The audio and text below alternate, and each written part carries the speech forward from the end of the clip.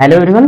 आज हम लोग देखेंगे क्लास सेवन्थ का जो ज्योग्राफी है और क्लास सेवन्थ के ज्योग्राफी में हम लोग देखेंगे चैप्टर फोर्थ। ठीक है, इससे पहले हम लोगों ने देख चुके हैं चैप्टर 1, 2 और 3। ठीक है, तो चैप्टर 1, 2 और 3 में जो हम लोग देखे थे वहां पे पहला जो चैप्टर था वो था पर्यावरण के बारे में।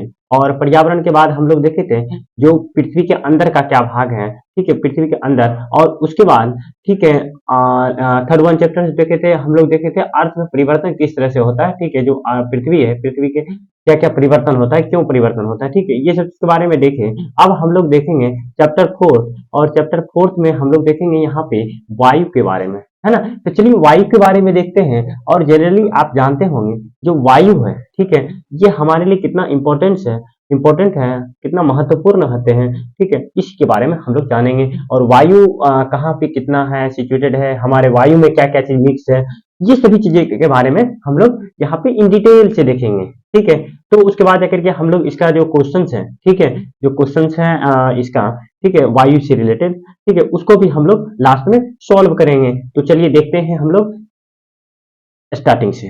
ठीक है, तो देखिए जब हम बात करते हैं वायु वायु का, ठीक है, तो उससे पहले हम लोग समझते हैं कि हमारा जो पृथ्वी है, जो पृथ्वी की जब बात करते हैं तो जो हमारा पृथ्वी है चारों ओर से वायु से घिरी हुई है। ठीक है, एक जैसे चादर होता है उसी तरह से, जिस तरह से चादर किसी चीज को, अगर चादर किसी चीज को लपेट देते हैं किसी चीज को चादर से, तो वो क्या होता है, उसको ढक लेता है। तो उसी तरह से जो पृथ्वी है, पृथ्वी भी एक तरह से वायु से घनी चादर से तरह ढकी हुई है, जिसे कि हम लोग क्या बोलते हैं, जिसे कि हम लोग वायुमंडल कहते हैं। मतलब पृथ्वी के चारों ओर से वायु की घनी चादर से घिरी हुई, ठीक है, जिसे हम लोग क्या कहते हैं, वायुमंडल कहते हैं। और पृथ्वी, ठीक है, पर जितने भी जीवित, ठीक है, जीव हैं, सभी इस वायुमंडल पे ही निर्भर करते हैं। यानी कि जितने भी जीव है, ठीक है, इस पृथ्वी पे सबको कहीं ना कहीं वायु की आवश्यकता होती है। ठीक है, और ये जो है हमारा जो वायु है हमें क्या करती है, सांस लेने में हेल्प करती है, मदद करती है, ये तो सभी जानते हैं। ठीक है, और इसके साथ साथ जो सूर्य से निकलने वाली हानिकारक किरणें हैं, ठीक है, उससे भी हमारी रक्षा करती है। कौन, ये वायु, है ना। चलिए अब देखिए, कहता है कि ये जो सुरक्षा एक तरह से सुरक्षा प्रदान करती है, और हम दिन के समय गर्मी के तप से होकर जल सकते हैं। अदरवाइज अगर वायु नहीं होगा तो जो इतना गर्मी होगा, सन का रे इतना पड़ेगा हमारे ऊपर कि इससे हम लोग निजात नहीं पा सकते हैं, है ना। तो इस तरह से जो वायु, ठीक है, ये वायु वह राशि है, ठीक है, जिसने पृथ्वी के तापमान को रहने योग्य बनाया। ठीक है, वायु के कारण ही हम लोग यहाँ का जो पृथ्वी का जो तापमान है, टेम्परेचर है, ठीक है, वो क्या हो पाता है, मेंटेन रह पाता है। और इस तरह से हम लोग का जीवन जीना यहाँ संभव हो पाता है ना। और इस तरह से हम कह सकते हैं कि ये जो सूर्य है, ठीक है, पर्टिकुलरली रात के समय ठंड, ठीक है, अगर मान लीजिए गर्मी नहीं पड़ेगा तो रात के समय क्या हो जाएगा, ठंड हो जाएगा। ठीक है, तो इससे भी परेशानी होगा, है। तो वायु जो चलता है इससे इससे हमें रहने लायक यहाँ का रहने लायक बनाता है ना। तो चलिए अब देखिए यहाँ पे आगे कहता है कि देखिए वायुमंडल का घटक क्या क्या है। ठीक है, जब हम वायुमंडल के कहते हैं तो वायुमंडल के क्या क्या चीज है, उसमें वायुमंडल में कौन कौन से गैस किस रेशियो में है, किस अनुपात में है, उसके बारे में जानते हैं। तो देखिए कहता है कि जो वायुमंडल की घटक है, इसमें वायुमंडल एक जिसने यहाँ पे जब हम बात करते हैं तो सबसे ज्यादा, ठीक है, नाइट्रोजन है। ठीक है, यहाँ पे देख पा रहे होंगे नाइट्रोजन कितना है वायुमंडल में, 78% है। और उसके बाद दूसरा स्थान पे जो है ऑक्सीजन है, क्या है, ऑक्सीजन, जिसको कि हम लोग O2 कहते हैं, ये कितना है, 21% है। और उसके बाद जब हम आगे बात करते हैं क्या चीज का, तो इसके बाद जो रेशियो है वो क्या है, यहाँ पे फिर आर्गन्स आपको देखने को मिलेगा, 0.93% है। उसके बाद आपको देखने को मिलेगा, ठीक है, क्या चीज, तो कार्बन डाइऑक्साइड, ठीक है, CO2 जिसको बोलते हैं, ये कितना है, 0.03% है। और उसके बाद अन्य जो गैसेस हैं, ठीक है, जो भी गैसेस हैं, चाहे वो हीलियम हो, ठीक है, ओजोन हो, ठीक है, तो ये सब चीज, चाहे हाइड्रोजन हो, ठीक है, सभी मिला करके 0.04% है, ठीक है, वायुमंडल में। ठीक है। तो कभी कभी आपसे पूछा जाता है कि सबसे ज्यादा क्या है, नाइट्रोजन है, उसके बाद ऑक्सीजन का परसेंटेज कितना है, ये 21% है ना। तो इस तरह से हम कह सकते हैं कि ऑक्सीजन 78% है, ऑक्सीजन 21% है, उसके बाद जाकर कार्बन डाइऑक्साइड 0.03% है, और आर्गन जो है हमारा कितना है, 0.093% है, और उसके बाद अदर गैसेस जो है 0.04% अवेलेबल है इन वायुमंडल में। और इसके साथ साथ ये जो वायु है, वायुमंडल में सिर्फ वायु ही नहीं है, ये कार्बन डाइऑक्साइड, ऑक्सीजन, नाइट्रोजन ही नहीं है, इसके साथ साथ और भी धूल कण, ठीक है, छोटे छोटे कण भी मौजूद हैं, है ना। तो इस तरह से हम कह सकते हैं कि कितना किस चीज का परसेंटेज है हमारे वायुमंडल में, है ना। तो अब देखिए जो वायुमंडल है, कहता है जब हम सांस लेते हैं, ठीक है, तो जब सांस लेते हैं तब हमारे जो फेफड़ा है कुछ नाइट्रोजन भी ले लेता है और उसे फिर से बाहर निकाल देता है, ठीक है। और पौधे को अपने जीवन के लिए नाइट्रोजन की आवश्यकता पड़ती है, ठीक है। तो क्या करते हैं, जो पौधे हैं उसको नाइट्रोजन की आवश्यकता होती है ना। वो सीधे नाइट्रोजन जो वे सीधे वायु से नाइट्रोजन नहीं ले पाते हैं, वो कैसे लेते हैं, तो मृदा से, मिट्टी से लेते हैं, ठीक है। हम लोग क्या करते हैं, जब सांस लेते हैं तो हम लोग क्या करते हैं, ऑक्सीजन के साथ साथ नाइट्रोजन भी लेते हैं, लेकिन हम लोग क्या करते हैं, फेफड़ा से वो उसको बाहर कर देता है। लेकिन जब हम बात करते हैं पौधे, पौधे को नाइट्रोजन की आवश्यकता होती है, वो मिट्टी से और कुछ पौधे की जड़ों में रहने वाले जीवाणु से, ठीक है, नाइट्रोजन लेकर के, ठीक है, उसका स्वरूप बदल देते हैं, जिससे कि पौधे उसका प्रयोग कर सकते हैं, ठीक है। तो पौधे को नाइट्रोजन कहाँ से मिलता है, तो जड़ से मिलता है, ठीक है, और जड़ के माध्यम से मतलब वो सोयल से अडॉप्ट करते हैं, ठीक है। तो ये चीज बताया गया है। अब देखिए यहाँ पे जब बात करते हैं, एक साइड में यहाँ पे दिया है, तो देखिए कहता है कि जो कार्बन डाइऑक्साइड है, कार्बन डाइऑक्साइड जो है ये एक तरह से मतलब ऊष्मा को, ठीक है, रोकती है पृथ्वी पे आने से, ठीक है, और इस तरह से ग्रीन हाउस प्रभाव पैदा करती है। इसीलिए ग्रीन हाउस भी, ठीक है, ग्रीन हाउस गैस भी कहते हैं, ठीक है, किसको, कार्बन डाइऑक्साइड को, ठीक है। कहता है जो कार्बन डाइऑक्साइड है वायुमंडल में फैलकर पृथ्वी से विकिरित ऊष्मा को पृथ्वी पर रोककर ग्रीन हाउस प्रभाव पैदा करती है, इसीलिए इसे क्या कहते हैं, ग्रीन हाउस गैस भी कहते हैं। और इसके, ठीक है, अभाव में धरती इतनी ठंड हो जाती है कि इस पर रहने वाले असंभव हो जाता है, यानी कि कार्बन डाइऑक्साइड भी हमारे लिए काफी महत्वपूर्ण है ना।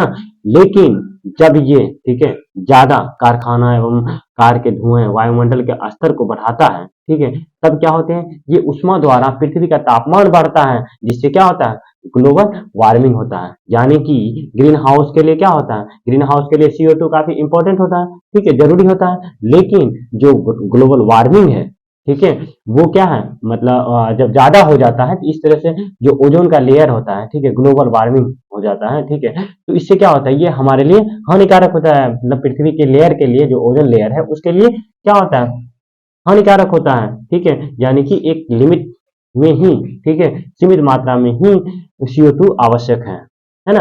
तो इस तरह से कहता है कि जब मतलब पर्टिकुलरली तापमान में वृद्धि होने के कारण पृथ्वी के सबसे ठंडे प्रदेश में जब भी बर्फ पिघलती है, और जिसके कारण क्या होता है, जो समुद्र का जल स्तर है धीरे धीरे बढ़ते जाता है, और जिसके कारण आपको बाढ़ देखने को मिलता है, मतलब CO2 ज्यादा हो जाएगा तो ग्लोबल वार्मिंग होगा, ग्लोबल वार्मिंग होगा, जो ठंडे प्रदेश है वहां पे जो बर्फ जमा हुआ है, ठीक है, वो धीरे धीरे क्या होगा, पिघल जाएगा, और इस तरह से समुद्र का जलस्तर बढ़ जाएगा, और इस तरह से जो बाढ़ आएगा ही, ठीक है। और ये दीर्घ अवधि में इसके कारण जलवायु में अत्यधिक परिवर्तन हो सकता है, जिसके फलस्वरूप क्या होगा, जो पेड़ पौधे, ठीक है, उसके बाद पशु, ठीक है, सारे के सारे क्या हो जाएंगे, विलुप्त हो जाते हैं, हो सकते हैं, ठीक है। तो इसीलिए CO2 थोड़ा कम मात्रा में आवश्यक है, लिमिट मात्रा में आवश्यक है तो सही है, अगर ज्यादा हो जाएगा तो फिर ग्लोबल वार्मिंग का केस देखने को आपको मिलेगा, है ना।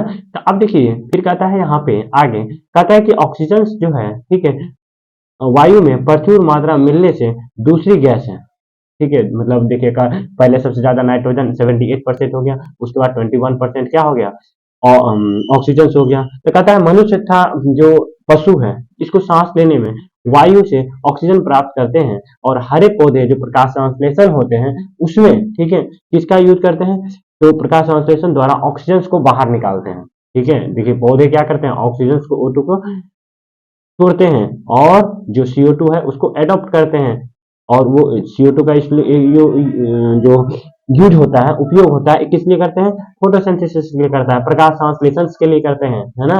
और कार्बन डाइऑक्साइड अन्य महत्वपूर्ण गैसेस, ठीक है, जो हरे पौधे के अपने प्रयोग में लाते हैं, ठीक है, किसके लिए? प्रकाश संश्लेषण के लिए लाते हैं, है ना। अब चलिए, अब कहता है कि जो यहाँ पे इस तरह से यहाँ पे हम लोग जो ईंधन जलाते हैं, ठीक है, उससे भी आपको कार्बन डाइऑक्साइड देखने को मिलता है। और इस तरह से जो प्रति जो वायुमंडल है, ठीक है, प्रति वर्ष लगभग में 1 करोड़ टन कार्बन डाइऑक्साइड की बढ़ोतरी करते हैं। और इस तरह से बढ़ा हुआ आयतन पृथ्वी के मौसम और जलवायु को प्रभावित कर सकता है ना। तो जो इस तरह से कार्बन डाइऑक्साइड बढ़ जाएगा, तो जो आपको समय समय पे सारा चीज देखने को मिलता है, ये सारी चीज नहीं देखने को मिलेगा। क्या चीज? तो मौसम में परिवर्तन जो है आपको देखने को मिलता है, ये सारी चीज आपको नहीं देखने को मिलेगा। तो वही यहाँ पे लिखा गया है। ये देखिए यहाँ पे क्या क्या केसेस हुए हैं अभी तक में। वार्मिंग, अनस्टेबल, CO2 लेवल ये ज़्यादा हाई हो गया, ठीक है। तो ये डिफरेंट डिफरेंट पेपर्स का कटिंग यहाँ पे प्रोवाइड किया गया ताकि आप इसको अच्छे से अंडरस्टैंड कर सकते हैं, ठीक है। अब देखिए आगे कहता है कि देखिए जो वायुमंडल की संरचना है, ठीक है, जो स्ट्रक्चर्स है, वायुमंडल के स्ट्रक्चर्स कैसा है, संरचना कैसा है, उसके बारे में यहाँ पे देखेंगे। अब देखिए कहता है जो वायुमंडल है, हमारा जो वायुमंडल है, इसके 5 भागों में 5 परतों में विभाजित किया गया है। किसको? तो वायुमंडल को। और इसमें जो है जो पृथ्वी की सतह से आरंभ होती है, जो हमारा पृथ्वी का सरफेस होता है, सतह होता है, वहां से आरंभ होती है और ये ऊपर तक चला जाता है, ठीक है। और इसमें जो पहला मंडल होता है, ठीक है, इसका जो पहला, ठीक है, परत होता है, पहला जो सतह होता है, ये क्या होता है? ये पहला परत क्षोभ मंडल होता है। उसके बाद समताप मंडल होता है। समताप मंडल के बाद आपका मध्य मंडल और बहिर्मंडल, बाह्य मंडल, और लास्ट में जो होता है ये बहिर्मंडल होता है, ठीक है। तो टोटल मिलाकर देखिए क्षोभ मंडल हो गया पहला, उसके बाद दूसरा हो गया समताप मंडल, तीसरा हो गया मध्य मंडल, और चौथा हो गया हमारा बाह्य मंडल, और पांचवा जो हो गया ये बहिर्मंडल हो गया है ना। तो ये हो गया हमारा वायुमंडल की संरचना। अब देखिए यहाँ पे स्पष्ट रूप से दिखाया गया है कि सारे स्ट्रक्चर्स को किस तरह से कहाँ पे क्या है, ठीक है। परत जो है इसको कैसे डिवाइड किया गया है इसको दिखाया है। देखिए यहाँ पे, ये देखिए यहाँ पे देखिए यहाँ पे फर्स्ट वन देखिए सबसे नीचे का जो सरफेस से स्टार्टिंग होता है, तो ये सबसे नीचे वाला जो है हमारा क्या है? तो सबसे नीचे वाला ये हमारा क्षोभ मंडल है, ठीक है। और क्षोभ मंडल के ऊपर क्या है? ओजोन मंडल है ठीक है ना। अरे क्षोभ मंडल के बाद आपका यहाँ पे समताप मंडल है, और समताप मंडल और क्षोभ मंडल के बीच क्या है? ओजोन लेयर है, ठीक है। अब देखिए जब हम बात करते हैं आगे समताप मंडल के बाद, ठीक है, कौन सा मंडल है? मध्य मंडल है, ठीक है। समताप मंडल के बाद आपका जो है यहाँ पे, ठीक है, ये क्यों कौन सा मंडल है? मध्य मंडल है।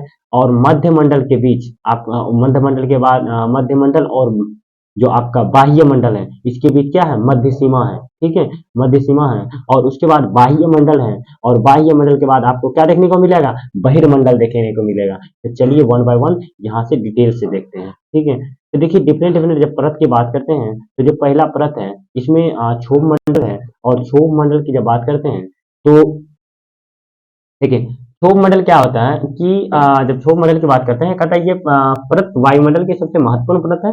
और इसका जो औसत होता है ये कितना होता है? 13 किलोमीटर होता है, ठीक है, इसका ऊंचाई, ठीक है, औसत ऊंचाई कितना होता है? 13 किलोमीटर होता है। और इसी मंडल में आपको मौजूद वायु, ठीक है, जो जो भी वायु मौजूद होते हैं वो हमारे लिए उपयोगी होते हैं। क्या होते हैं? उपयोगी होते हैं। किस चीज के लिए? सांस लेने के लिए, है ना। तो इसमें आपको जो मौसम की घटनाएं हैं, ठीक है, ये सारी चीज देखने को मिलेगा। कहाँ पे? तो क्षोभ मंडल में। तो आपसे क्वेश्चन पूछा जाएगा तो मौसम की घटना है किस मंडल में होता है? दैट इज द क्षोभ मंडल, है ना। तो देखिए यहाँ पे कहता है आपको जैसे कि मान लीजिए कि वर्षा हो गया, कोहरा हो गया, ओला वर्षण हो गया, इसी परत में आपको देखने को मिलता है ना। तो देखिए यहाँ पे जो मौसम की घटनाएं होती है, ठीक है, वो कितना होती है? किस मंडल में होती है? क्षोभ मंडल में होती है। और इसका जो औसत ऊंचाई है कितना है? 13 किलोमीटर है। कितना है? 13 किलोमीटर है। और इसी में वायु उपस्थित होते हैं जो कि हमारे लिए सांस लेने के लिए उपयोगी होता है ना। तो अब चलिए देखते हैं हमारा अगला जो मंडल है, ये मंडल है क्या चीज? समताप मंडल, है ना। क्या है? समताप मंडल है। और क्षोभ मंडल के ऊपर का भाग जो मतलब क्षोभ मंडल के ऊपर के भाग क्या कहलाता है? समताप मंडल कहलाता है। देखिए यहाँ पे बताए थे, देखिए यहाँ पे है ना, क्षोभ मंडल के ऊपर वाला भाग ये समताप मंडल है। उसी के बारे में कहता है कि देखिए ये हमारा जो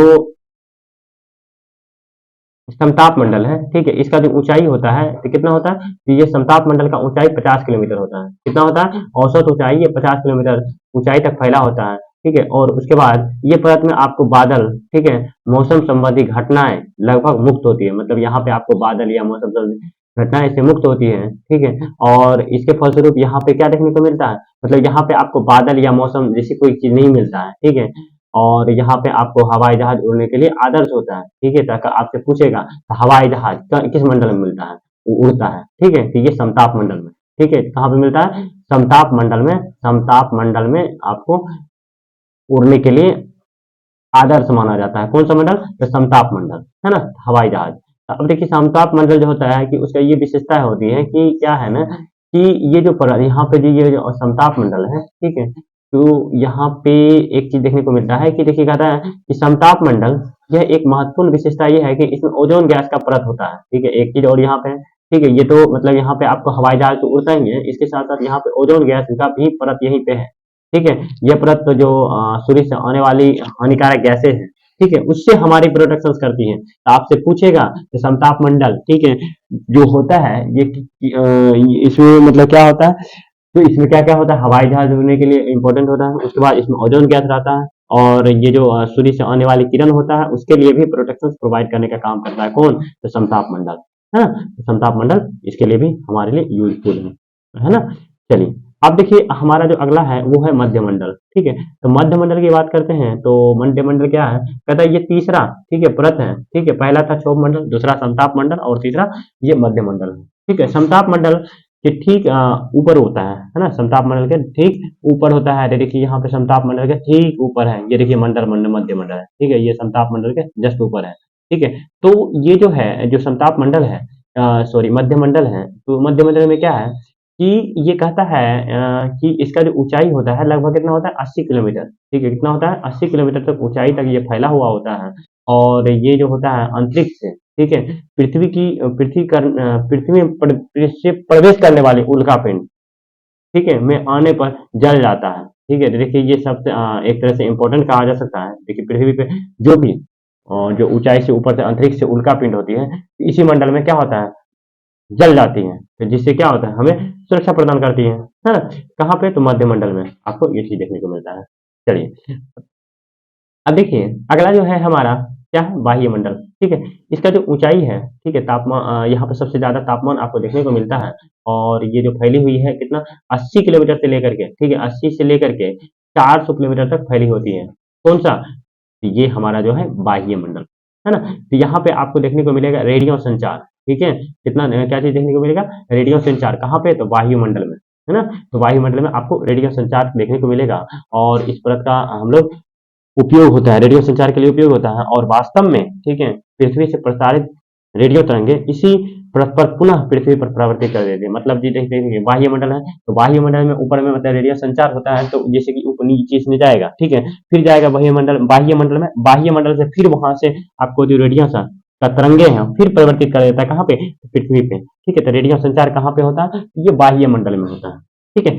तो चलिए अगला जो है हमारा, अगला हमारा क्या है, बहिर्मंडल, ठीक है। तो क्या है, बहिर्मंडल है। तो बहिर्मंडल की जब बात करते हैं तो कहता है ये वायुमंडल के सबसे ऊपरी परत को बहिर्मंडल कहते हैं, ठीक है। तो देखिए पहला जो हम लोगों ने देखा वो देखा क्षोभ मंडल, ठीक है। क्षोभ मंडल के बाद आप में हम लोग देखे क्या चीज, तो क्षोभ मंडल के बाद हम लोग समताप मंडल देखे, ठीक है, समताप मंडल, ठीक है। क्षोभ मंडल के बाद समताप मंडल, फिर समताप मंडल के बाद मध्य मंडल, ठीक है। मध्य मंडल के बाद हम लोग देखे क्या चीज, तो बहिर्मंडल देखें, बाह्य मंडल देखें, ठीक है। और बाह्य मंडल के बाद क्या देखें, बहिर्मंडल देखें, है ना। तो बहिर्मंडल देखें तो ये वाला जो है लास्ट वाला, तो दिस इज द बहिर्मंडल, ठीक है। तो बहिर्मंडल होता है सबसे ऊपरी परत होता है ना। और इसको बहिर्मंडल के नाम से, ठीक है, बहिर्मंडल या बहिर्मंडल के नाम से जाना जाता है। और ये जो वह है वायु की पतली परत होती है, ठीक है, यह वायु की एक पतली परत होती है। और इसमें हल्की गैसेस जैसे हीलियम आपको पाया जाएगा, हाइड्रोजन पाया जाएगा, कहाँ पे, ये बहिर्मंडल में पाया जाएगा, ठीक है। ये अंतरिक्ष में तैरती रहती है, ठीक है। ये जो गैसेस हैं, हीलियम है, हाइड्रोजन, देखिए ये क्या होता है ना, काफी हल्की गैसेस होती है, इसीलिए आपको यहाँ पे देखा जाएगा, कहाँ पे, तो बहिर्मंडल में आपको देखने को मिलता है ना। तो आप चलिए अब देखिए आगे कहता है कि जो पर्टिकुलरली हम आगे बात करते हैं कि यहाँ पे अब कहता है कि मौसम एवं जलवायु, ठीक है। तो मौसम और जलवायु की बात करते हैं तो ये क्या होता है, मौसम और दूसरा जलवायु, ठीक है। तो मौसम की जब बात करते हैं तो जो मौसम होता है, जो ठीक है, मौसम क्या होता है कि जो वायुमंडल के प्रत्येक घंटे-घंटे में, ठीक है, प्रत्येक घंटे या दिन प्रतिदिन आपको बदलते हुए दिखता है, ठीक है। मौसम जो होता है वह जिसके नियंत्रण बटनों से छेड़छाड़ करता रहता है और मौसम, ठीक है, वायुमंडल के प्रत्येक घंटे, ठीक है, या दिन प्रतिदिन की एक स्थिति होती है, ठीक है। जैसे कि अभी मान लीजिए कि अभी बारिश पड़ने लगा, ठीक है, तो थोड़ा देर के बाद फिर थोड़ा-सा हल्का धूप आ जाएगा, थोड़ा-सा क्या हो जाएगा, गर्मी हो जाएगा, ठीक है, तो फिर जाके थोड़ा देर फिर ठंडा हो जाएगा। तो टाइम टू टाइम चेंज होते रह रहा है, ठीक है। मतलब कि अभी मान लीजिए कि 1 घंटे के पहले मतलब ठंडा था, तो फिर 1 घंटे के बाद फिर क्या हो जाएगा, आपको देखने को मिलेगा कि ये ठंडा फिर गर्मी में बदल गया, ठीक है। तो ये क्या हो रहा है कि प्रत्येक घंटे पे या दिन प्रतिदिन आज मतलब ठंडा है तो कल थोड़ा-सा गर्मी हो जाएगा, ठीक है। तो ये प्रत्येक दिन या प्रत्येक घंटे पे जो एक मौसम की जो स्थिति, ठीक है, वायुमंडल की जो स्थिति होती है, ठीक, उसी को हम लोग मौसम कहते हैं। मतलब सीधा-सा कह सकते हैं, मौसम वायुमंडल की वह स्थिति होती है जिसमें, ठीक है, प्रत्येक घंटे या दिन प्रतिदिन क्या होता है, चेंजिंग होते रहता है। उस चेंजिंग को ही हम लोग क्या बोलते हैं, मौसम बोलते हैं, है ना। तो देखिए कभी मतलब अब गर्मी का मौसम करने लगा तो उस समय माइंड चिड़चिड़ा हो गया, अब कभी हवादार करने लगा तो उस समय अच्छा लगने लगा। तो ये क्या होता है, ये एक तरह से क्या होता है, इसी को हम लोग मौसम कहते हैं, है ना। अब देखिए क्या होता है, एक जलवायु टर्म होता है, ठीक है, मौसम और जलवायु। तो जलवायु जो होता है इस तरह से एक लॉन्ग टर्म तक जो एवरेज होता है, मौसम का एक औसत होता है। मान लीजिए कि अगर ठंडा का मौसम है तो मान लीजिए कि ठंडा ये क्या होगा, एक लॉन्ग टाइम तक चलते रहेगा, चाहे वो 6 मंथ के लिए हो या 4 मंथ के लिए हो, तो एकदम लॉन्ग टाइम तक जो चलता है, ठीक है, दीर्घ काल में किसी स्थान के औसत मौसम को ही हम लोग क्या बोलते हैं, जलवायु कहते हैं, ठीक है। दीर्घ काल में किसी स्थान का जो औसत मौसम होता है उसी को हम लोग क्या बोलते हैं, जलवायु बोलते हैं, है ना। तो चलिए, तो यहाँ पे मौसम और जलवायु को हम लोगों ने देखा, है ना। अब चलिए आगे कहता है कि जो तापमान है, अब टेम्परेचर देखते हैं। देखिए यहाँ पे जो टेम्परेचर्स हैं, ठीक है, तो जो तापमान होता है, जो वायु में मौजूद ताप एवं शीतलता के परिमाण को ही हम लोग क्या बोलते हैं, तापमान कहते हैं। जो वायु में मौजूद होता है ताप या शीतलता, ठीक है, या ठंडा, उसी को हम लोग क्या बोलते हैं, तापमान बोलते हैं, है ना। तो अब देखिए क्या कहते हैं कि जो वायुमंडल में केवल दिन और रात में ही नहीं बदलता, बल्कि ऋतुओं के अनुसार भी बदलता है, ठीक है। जैसे कि हम लोग बोलते हैं शीत ऋतु, है ना, तो फिर बोलते हैं ग्रीष्म ऋतु, है ना। तो फिर जाकर के शीत ऋतु, ग्रीष्म ऋतु, फिर जाकर के इस तरह से क्या होता है, ये टाइम टू टाइम बदलते रहता है, ठीक है। ये क्या होता है, टाइम टू टाइम आपको देखने को मिलता है, ठीक है। तो इस तरह से कहता है शीत ऋतु की अपेक्षा जो ग्रीष्म ऋतु है इसमें ज्यादा गर्मी होती है ना। क्या होता है, जो शीत ऋतु की अपेक्षा जो ग्रीष्म ऋतु है इसमें ज्यादा टेम्परेचर होता है ना। तो ये इस तरह से। अब देखिए आतापन क्या होता है, ठीक है। तो देखिए आतापन की बात करते हैं, ठीक है। आतापन, ठीक है, तो आतापन एक महत्वपूर्ण कारक है, ठीक है, जो तापमान को वितरण को प्रभावित करता है। तो मतलब सीधा सा सूर्य से आने वाली वह ऊर्जा जिसे पृथ्वी रोक लेती है उसे क्या कहते हैं, आतापन कहते हैं, ठीक है। जो मतलब सूर्य से आती है कुछ भी ऊर्जा, ठीक है, उसे पृथ्वी क्या करती है, रोक लेती है, तो उसी को हम लोग क्या बोलते हैं, आतापन बोलते हैं, है ना। तो अब चलिए, जब हम आतापन की बात करते हैं तो इस केस में आगे कहता है कि आतापन जो है जिसको कि हम लोग सूर्य ताप ही कहते हैं, तो इस केस में कहता है कि जो मात्रा होता है भूमध्य रेखा से, ठीक है, ध्रुव की ओर घटते रहती है, इसीलिए जो तापमान होता है उसी प्रकार घटता है, ठीक है। क्या होता है, उसी प्रकार घटते रहता है। आप देखिए यहाँ पे कुछ आपको साइड में दिया है, क्या दिया है, इस साइड में जब राइट साइड में जाएंगे तो यहाँ पे कुछ जानकारी दिया है जो कि आपके लिए काफी इंपॉर्टेंट है। तो कहता है कि पृथ्वी सूर्य की ऊर्जा, ठीक है, पृथ्वी की सूर्य की ऊर्जा के, ठीक है, लगभग में आपको 20 करोड़ भाग, ठीक है, केवल एक भाग, ठीक है, 2 अरबा, ठीक है, ही प्राप्त करता है, ठीक है, ठीक है। 2 अरबा भाग ही प्राप्त करते हैं किसका, जो पृथ्वी जो सूर्य की ऊर्जा है उसका, ठीक है। हम लोग जो है मतलब मात्र 2 अरबा भाग ही प्राप्त कर सकते हैं जितना पृथ्वी के पास ऊर्जा है, ठीक है।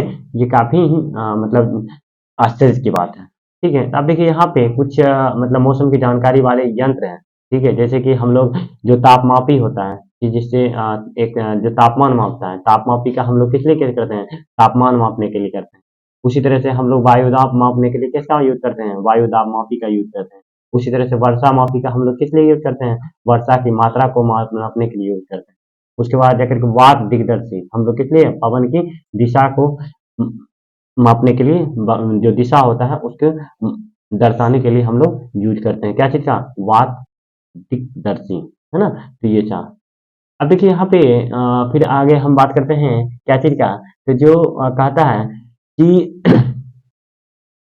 तापमान को मापने के लिए, ठीक है, यहाँ पे और भी दिया है, तापमान को मापने के लिए डिग्री सेल्सियस का यूज किया जाता है। और ये जो है जो एक इसका जो आविष्कार किया था एंडर्स सेल्सियस ने किया था, इसी के नाम पे इसका नाम क्या रखा है, डिग्री सेल्सियस रखा गया। और जो जल होता है वाटर, इसका जो सेल्सियस तापमान होता है ये 0 डिग्री होता है। और जो उबलता है, ठीक है, तो जो क्वथनांक होता है वो 100 डिग्री सेल्सियस होता है ना। ये भी इम्पोर्टेंट था आपसे आपके लिए, क्योंकि ये एग्जाम में कभी कभी पूछ दिया जाता है, ठीक है, कम्पिटिटिव एग्जामिनेशंस में।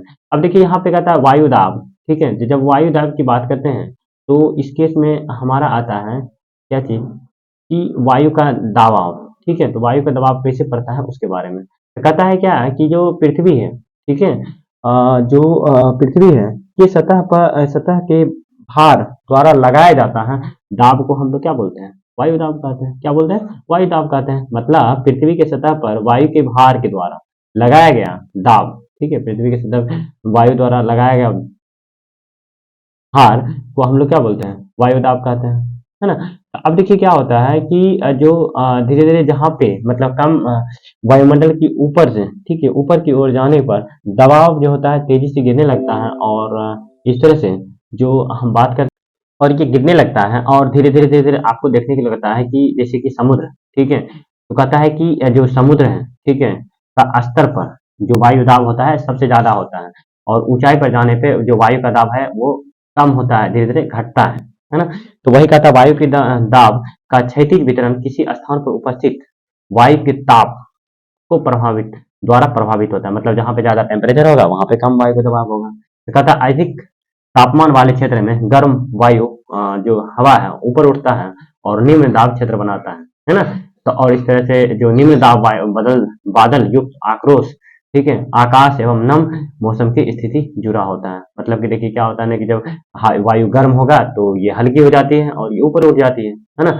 और उस तरह से वहां पे ऊपर चल जाती है तो जब नमी है, ठीक है, इस तरह से मौसम पे इम्पैक्ट डालती है ना। तो अब देखिए यहाँ पे कहता है क्या कि जो वायु है, ठीक है, जो नमीजित होकर उच्च दाब क्षेत्र बनाता है और उच्च दाब क्षेत्र के कारण स्पष्ट ये स्वच्छ आकाश होता है, ठीक है। तो वायु सदैव उच्च दाब क्षेत्र में निम्न दाब क्षेत्र की ओर गमन करता है। मतलब जहाँ पे वायु नहीं है, ठीक है, जब जहाँ पे वायु का दबाव कम है तो जो वो क्या करता है, तो जो जिधर ज्यादा है, ठीक है, ज्यादा दबाव पड़ता है वायु का, उधर से वो निम्न दाब की ओर जाने का प्रयास करता है, मतलब जाता है, ठीक है, गमन करता है ना। तो अब देखिए एक चीज और यहाँ पे इम्पोर्टेंट जानकारी दिया गया है, क्या चीज कि यहाँ पे कहता है कि जो पर्टिकुलरली है, ठीक है, जो चांद होते हैं, ठीक है, वहां पे वायु का दाब, ठीक है, वायु नहीं होती है और वहां पे वायु दाब भी नहीं होती। स्वाभाविक है, जब वायु है ही नहीं तो वायु दाब कहाँ से होगा, नहीं होता है। तो अब कहता है कि जो यहाँ पे जो यात्री होते हैं जो भी चांद पे जाते हैं तो उसके पास जो होता है एक हवा से भरी हुई आंतरिक पोशाक होता है, ठीक है। और वे इसलिए, ठीक है, यदि वो ऐसा नहीं करेंगे तो क्या होगा, तो जो बल उस पे लगता है, ठीक है, जो विपरीत उसके शरीर पे क्या हो जाएगा, विपरीत बल लगेगा और उसके कारण क्या होगा, उसका जो रक्त की शिराएं हैं, ठीक है, जो नसें हैं, ठीक है, वो फट सकती हैं, ठीक है, फट जाएगी और इस तरह से रक्तस्राव आपको देखने को मिल सकता है इस केस में, है ना। तो इसीलिए क्या होता है कि वो लोग अपने साथ वायु का, ठीक है, पोशाक लेके जाते हैं, है ना। तो चलिए अब देखिए यहाँ पे कहता है पवन। अब हम लोग वायु के बारे में देखें। अब पवन के जो हम लोग थे वायु के दबाव के बारे में देखें। अब देखिए यहाँ पे पवन के बारे में देखते हैं। तो कहता है कि उच्च दाब क्षेत्र से निम्न दाब क्षेत्र की ओर वायु की गति को पवन कहते हैं। मतलब जिधर ज्यादा दबाव है वायु का, ठीक है, और वो दबाव निम्न दबाव के क्षेत्र की ओर क्या करता है, गति करता है, तो इसी को क्या बोलते हैं, पवन बोलते हैं, है ना। तो अब देखिए आप देख सकते हैं जो पवन जब आप पवन को काम करते देख सकते हैं तो ये सड़क पर गिरी पत्तियां, ठीक है, उड़ती है, तूफान के समय पेड़ों को उखाड़ देती है। तो कभी कभी क्या होता है जब पवन धीरे बहती है तो आप जो महीन कण धूल कण है उसको उड़ा के लेके चल जाता है, ठीक है, उड़ा देता है, एक जगह से दूसरी जगह ट्रांसपोर्ट कर देता है, ठीक है। तो कहता है कभी कभी जो पवन होती है इतनी तेजी तेजी से चलती है कि विपरीत दिशा में चलना कठिन हो जाता है। आप देखे होंगे, तो ऐसा तो अनुभव सब किया होगा, है ना। तो अब देखो जरा सोचो, जब तेज से पवन चलती है तो आपका कारण आपकी समस्या उत्पन्न होती है। तो पवन जो होता है इसके लिए हमें कितने भाग में बांटा गया, पवन को 3 भाग में बांटा गया है। ठीक है, कितने भाग में बांटा गया है, 3 भाग में होता गया बांटा गया है। अब 3 भाग कौन कौन होता है, एक होता है अस्थाई पवन, ठीक है, एक होता है अस्थाई पवन और दूसरा होता है मौसमी पवन और तीसरा होता है स्थानीय पवन, है ना। तो क्या क्या होता है, पहला पवन को 3 भाग में बांटा गया है, पहला स्थानीय पवन, दूसरा मौसमी पवन और तीसरा होता है स्थानीय पवन। और जब देखिए अस्थाई पवन की बात करते हैं तो कहता है ये व्यापारिक पश्चिम पूर्वी पवन अस्थाई पवन है। ठीक है, ये वर्ष भर, ठीक है, लगातार निश्चित दिशा में चलती रहती है। ठीक है, तो अस्थाई पवन क्या होता है, एक ही डायरेक्शन में चलते रहेगा वर्ष भर। ठीक है, और मौसमी पवन, तो ये क्या होगा, तो अब देखिए मौसमी पवन की बात करते हैं तो कहता है ये पवन जो होता है ऋतुओं के अनुसार, ठीक है, ऋतु जैसे जैसे बदलेगा अपनी ऋतु के अनुसार दिशा बदलती रहती है, इसी को हम लोग क्या बोलते हैं, ठीक है, इसी को हम लोग मौसमी पवन करते हैं। ठीक है, तो भारत में मानसून पवन है, ठीक है, इसका एक उदाहरण है, ठीक है, किसका, मौसमी पवन का, है ना। तो अब देखिए आगे कहता है अगला जो है, ठीक है, अगला क्या है, तो कहता है कि स्थानीय पवन क्या होता है, जो स्थानीय पवन होता है तो किसी क्षेत्र में, ठीक है, जो छोटे क्षेत्र होते हैं, ठीक है, तो ये पवन क्या होता है किसी छोटे क्षेत्र में जो वर्ष भर या दिन के किसी विशेष समय में चलती है। ठीक है, मतलब वर्ष भर या में वर्ष में या दिन में किसी एक विशेष समय पर चलती है, तो इसी को क्या बोलते हैं, स्थानीय पवन बोलते हैं, किसी पर्टिकुलर क्षेत्र में। ठीक है, तो उदाहरण के लिए स्थल एवं समुद्री समीर, ठीक है, देखिए मतलब जैसे कि हम लोग समुद्र में क्या है, वो क्या होता है ना कि हमेशा चलते रहता है समुद्र के टाइम पे। ठीक है, और ये पर्टिकुलरली आपको उत्तर भारत के क्षेत्र में, उत्तरी क्षेत्र में, ठीक है, गर्म शुष्क स्थानीय पवन, है ना। तो ये सब चीज है। देखिए यहाँ पे क्या है ना कि एक डायग्राम दिया गया है, ये काफी सुंदर सा डायग्राम है और इस डायग्राम में देखिए ऊपर में उच्च दाब है। ठीक है, तो उच्च दाब में क्या, ये 90 डिग्री हो गया। ठीक है, उच्च दाब, ठीक है, ध्रुवीय पवन, ठीक है, इस तरह से चलेगा। फिर देखिए यहाँ पे अधूर ध्रुवीय, इस तरह से ऊपर चलते जा रहा है, इसी को स्नातन पछुआ पवन कहते हैं। ठीक है, पश्चिम की ओर। आप देखिए उपोष्ण, ठीक है, उत्तर पूर्वी, इधर चलते रहा है। ठीक है, फिर देखिए यहाँ पे ये वाला जो भाग है 0 डिग्री क्या हो गया, इसी को कहते हैं भूमध्य रेखीय या डोलडर्म। ठीक है, क्या कहते हैं, डोलडर्म कहते हैं। फिर नीचे देखिए ये दक्षिणी, देखिए ये क्या हो गया, ये उत्तर की दिशा है। ठीक है, ऊपर क्या होता है, नॉर्थ होता है। ये देखिए यहाँ पे जो 60 डिग्री है उत्तर की ओर, इसको अधूर ध्रुव कहते हैं। उसके बाद 35 डिग्री उत्तर उपोष्ण, ठीक है, 30 से 35 के बीच, है ना। तो उसके बाद जाकर के ये देखिए यहाँ पे ये जो है हमारा कर्क रेखा है। ठीक है, ये कर्क रेखा जो अर्थ है उसके बारे में कहता है। ये देखिए ये क्या है, भूमध्य रेखा। ठीक है, इसको बोलते हैं इक्वेटर। ठीक है, तो भूमध्य रेखा हो गया। नीचे देखिए ऊपर देखिए मकर रेखा ऊपर जा रही है। ठीक है, ये दक्षिणावर्त व्यापारिक पवने है ना। तो इस तरह से आपको देखने को मिलता है। फिर देखिए यहाँ पे उपोष्ण, ठीक है, ये 30 से 35 नीचे क्या हो गया, उपोष्ण उच्च दाब, ठीक है, हॉर्स अक्षांश कहते हैं। ठीक है, यहाँ पे भी उपोष्ण उच्च दाब 30 से 35, ठीक है, इसको भी हॉर्स अक्षांश कहते हैं, है ना। तो उसके बाद देखिए सनातन पछुआ, ठीक है, पश्चिम की ओर बहने लगा। ठीक है, तो देखिए क्या है, ये देखिए पश्चिम की ओर बहने लगा। फिर जा करके अब जैसे यहाँ पे फिर आ गया आपका अधोर ध्रुव निम्न दबाव। ठीक है, तो ये सब चीज कहीं ना कहीं आप थोड़ा सा अगर बैठ करके एक बार एनालाइज कीजिएगा तो आप स्वयं इसको अंडरस्टैंड कर जाइएगा। ठीक है, यहाँ पे सबसे ज्यादा दबाव आपको देखने को मिलेगा, उच्च दाब कहाँ पे, 90 डिग्री। क्यों, क्योंकि यहाँ पे काफी ठंडा पड़ता है ना। तो अब देखिए यहाँ पे क्या होता है, ये ध्रुवीय पवन। ठीक है, अब यहाँ पे हम लोगों ने देखा जो प्रमुख वायुदाब की पेटियां हैं, ये चीज आपको यहाँ पे देखने को मिला है। ठीक है, अब देखिए यहाँ पे अगला जो है, यहाँ पे अब हम लोग देखें आर्द्रता के बारे में। ठीक है, तो आर्द्रता क्या होता है इसके बारे में देखते हैं। ठीक है, तो जब आर्द्रता की बात करते हैं तो इस केस में कहता है क्या कि जो आर्द्रता होती है, जब हम, ठीक है, जो जल होता है, ठीक है, वो पृथ्वी पे, ठीक है, या विभिन्न जलाशयों से वाष्पित होता है, तो ये जलवाष्प बनाता है। क्या बनाता है, जलवाष्प बनाता है। तो वायु में किसी भी, ठीक है, समय जलवाष्प की मात्रा को आर्द्रता कहते हैं। तो जो जैसे वायु है, ठीक है, जो वायु में उपस्थित कुछ भी जलवाष्प की मात्रा है, तो इसी को हम लोग क्या बोलते हैं, आर्द्रता बोलते हैं, ह्यूमिडिटी बोलते हैं, है ना। तो अब जब वायु में जलवाष्प की मात्रा अत्यधिक होती है तो इसे हम लोग क्या बोलते हैं, आर्द्र दिन बोलते हैं। ठीक है, क्या बोलते हैं, आर्द्र दिन बोलते हैं। और जैसे जैसे, ठीक है, जैसे जैसे वायु गर्म होती है तो होती जाती है तो जलवाष्प धारण कर देती है और इस तरह से क्षमता उसकी बढ़ जाती है। ठीक है, इस प्रकार ये जो होती है अधिक आर्द्र हो जाती है। और आर्द्र दिन में कपड़े सूखने में क्या होता है, काफी समय लगता है। ठीक है, आप स्वाभाविक है, ज्यादा से ज्यादा जलवाष्प होगा क्या होगा, इस तरह से आपको देखने को मिलेगा कपड़ा नहीं सूखता है, और हमारे शरीर में पसीना आसानी से नहीं सूखता है, स्वाभाविक है। और हम क्या महसूस करते हैं? असहज महसूस करते हैं, है ना? तो ये हो गया आर्द्रता। अब देखिए धीरे-धीरे हम बात करते हैं, जब जलवाष्प ऊपर की ओर उठता है, तो ये ठंडा होना शुरू हो जाता है ना? क्या होता है? ठंडा होना शुरू हो जाता है, और जलवाष्प संघनित होकर ठंडा होकर जल की बूंद बनाती हैं, और बादल इन्हीं जल बूंदों के एक समूह होता है। क्या होता है?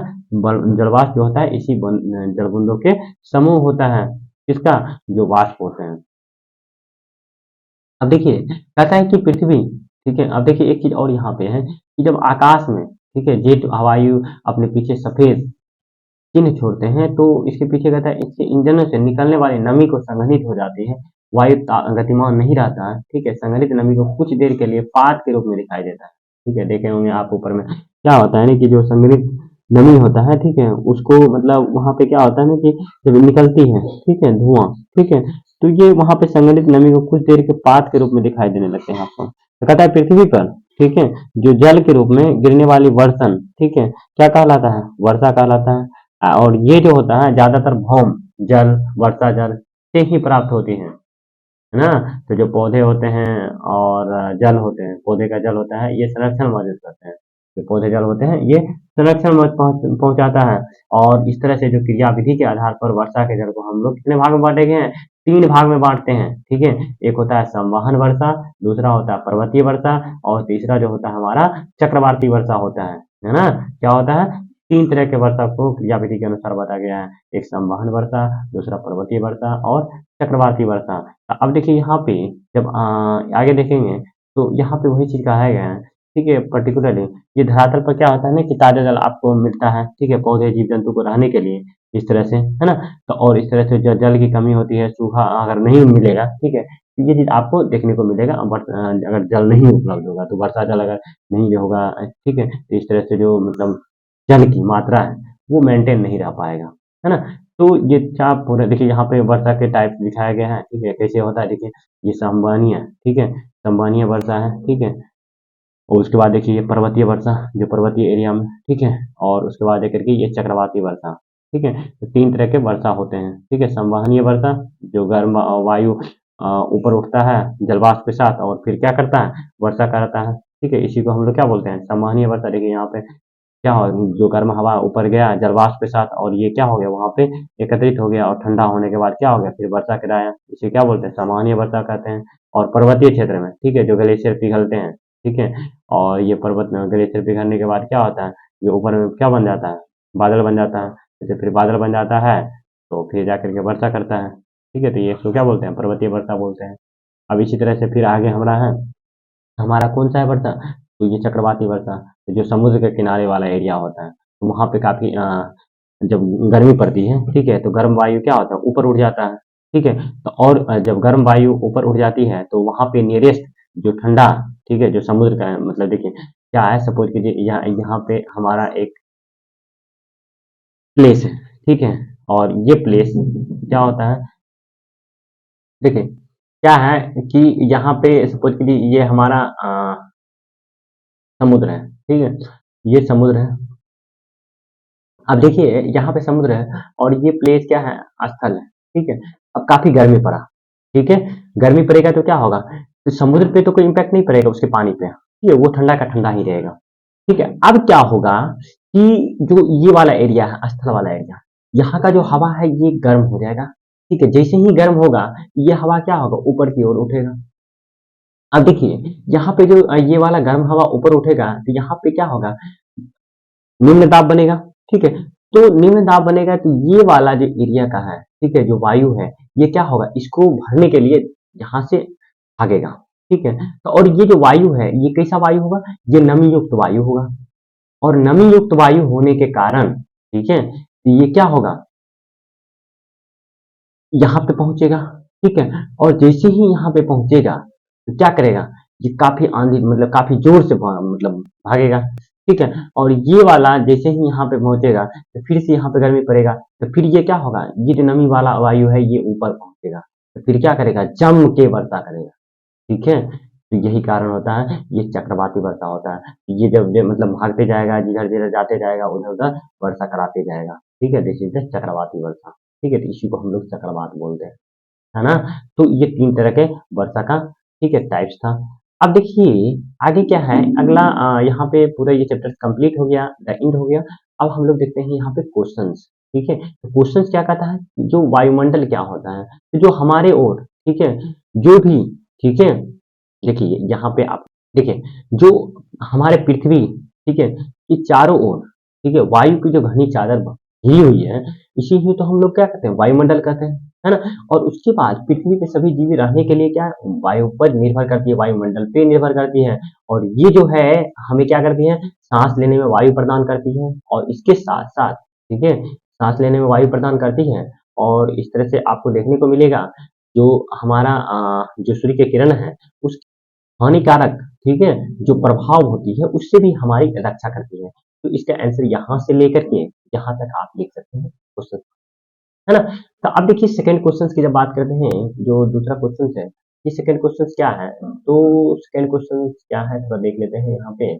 और ये सेकंड क्वेश्चन से कहता है कि वायुमंडल के अधिकतर भाग किन गैसों से बना है, तो सिंपल सी बात है, सबसे अधिकतर भाग आपका क्या है, 78%, ठीक है, क्या है, नाइट्रोजन है, ठीक है। तो यहाँ पे परसेंटेज आपको दिखा देने हैं, ठीक है। उसके बाद 21% आपको ऑक्सीजन देखने को मिलेगा, उसके बाद आकर के आर्गन देखने को मिलेगा, कितना, 0.93%। उसके बाद आपको देखने को मिलेगा क्या चीज, तो 0.02, ठीक है, कितना मिलेगा आपको देखने को मिलेगा, कितना, 0.03%। उसके बाद अदर गैसेस देखने को मिलेगा 0 पॉइंट कितना, 04%, है ना, जिसमें कि आपको नियोन, हीलियम, ये सब देखने को मिलेगा, ठीक है। तो यही चीज यहाँ पे पूछ रहा था। अब देखिए वायुमंडल में कौन सी गैस हरित गृह प्रभाव पैदा करती है, तो बिल्कुल ये आपको क्या पड़ता है, पैदा करती है, CO2, है ना। तो अब चलिए अगला क्वेश्चन क्या कहता है, मौसम किसे कहते हैं, जो दिन बाय दिन, ठीक है, या प्रतिदिन, ठीक है, प्रति घंटे या जो प्रति घंटे या प्रतिदिन जो मौसम की स्थिति होती है, ठीक है, जो वायुमंडल की स्थिति होती है, उसी को हम लोग क्या बोलते हैं, मौसम कहते हैं। हाँ, वर्षा के 3 प्रकार, ठीक है, वर्षा के 3 प्रकार आपको क्या होता है, पहला संवहन, ठीक है, पहला क्या होता है, संवहन होता है। और संवहनीय वर्षा होते हैं। संवहनीय वर्षा के बाद आपका क्या होता है, संवहनीय वर्षा के बाद आपका होता है पर्वतीय वर्षा, ठीक है, क्या होता है, क्या होगा, पर्वतीय वर्षा, पर्वतीय वर्षा होगा, है ना। और तीसरा हमारा क्या होता है, चक्रवाती वर्षा, ठीक है, चक्रवाती वर्षा, जो कि लास्ट में हम लोग देखे थे, ठीक है, चक्रवाती वर्षा, ठीक है। तो इसको आप लोग डिफाइन कर दीजिएगा, ठीक है। हो सके तो ये वाला देखिए, आपको पिक्चर्स हम दिखाते हैं, ठीक है, ये वाला पिक्चर्स आप यहाँ पे ड्रॉ करके देखिए, ये वाला, ठीक है, ये वाला देखिए, यहाँ पे वर्षा के प्रकार, संवहनीय वर्षा, पर्वतीय वर्षा, ये सारी चीज आप दिखा सकते हैं, ठीक है। यहाँ पे देखिए ये चक्रवाती वर्षा है ना, ये चक्रवाती वर्षा है। अब देखिए यहाँ पे वर्षा के 3 प्रकार देख लिए। अब अगला क्वेश्चन क्या कहता है कि वायु दाब क्या है। अ, वायु दाब देखिए यहाँ पे जो वायु का दबाव पड़ता है, ठीक है, सिंपल सी बात है, देखिए उच्च दाब से मतलब जिधर ज्यादा वायु होता है, देखिए यहाँ पे स्पष्ट आते हैं, तो वायु दाब देख सकते हैं, ठीक है। पवन हो गया आपका, यहाँ पे देखिए वायु दाब, ठीक है, देखिए यहाँ पे वायु दाब के बारे में स्पष्ट बताया गया, जो पृथ्वी के सतह पर, ठीक है, वायु के भार द्वारा लगाया गया, ठीक है, जो दाब होता है, ठीक है, वायु के भार के द्वारा जो लगाया गया भार होता है, उसी को क्या बोलते हैं, आपको हम लोग वायु दाब कहते हैं, है ना। तो ये हमेशा जो वायु दाब होता है क्या होता है, उच्च से निम्न की ओर होता है, ठीक है। और एक विषय जिसमें बताए थे कि चांद पे क्या होता है, वायु नहीं होता है, इसीलिए वहां पे वायु का दबाव भी नहीं देखने को मिलता है ना। तो अब देखिए यहाँ पे वायु दाब हो गया। अब यहाँ पे जो शॉर्ट क्वेश्चन है उसको हम लोग ने देख लिया।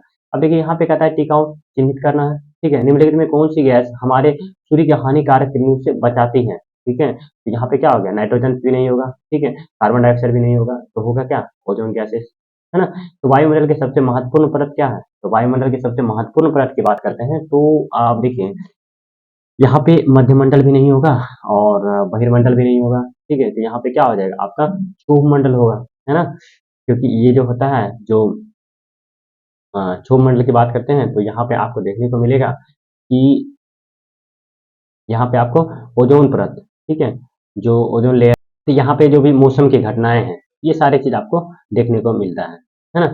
अब देखिए कहता है वायुमंडल में निम्न परतों में से कौन सा बादल विहीन है, मतलब जहाँ पे आपको बादल नहीं देखने को मिलता है, ठीक है। तो देखिए यहाँ पे जब हम बात करते हैं तो बादल, तो देखिए यहाँ पे क्या है ना कि देखिए क्षोभ मंडल नहीं होगा, भूमंडल में बादल रहता है, मध्यमंडल में भी बादल रहता है, ठीक है। तो ये समताप मंडल होता है, ठीक है। यहाँ पे आपको जिसके कारण अगर बादल विहीन है तो यहाँ पे आसानी से क्या होता है, एरोप्लेन आपको देखने को मिलेगा, चलता है, ठीक है। वहाँ पे आदर्श माना जाता है।